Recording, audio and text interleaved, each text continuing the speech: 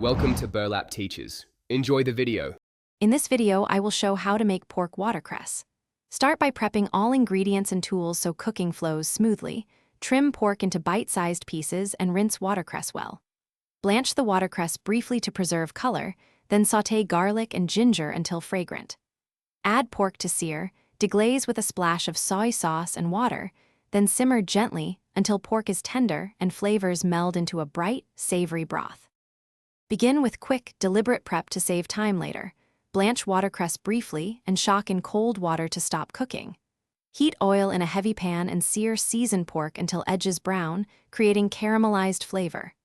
Remove pork while you sweat garlic and ginger, then return pork and add a light stock or water. Simmer gently so pork becomes tender without toughening, and adjust seasoning at the end for balance. Finish with thoughtful seasoning and gentle timing so textures and flavors shine. Add light soy, rice wine, and a pinch of sugar to the simmering pork.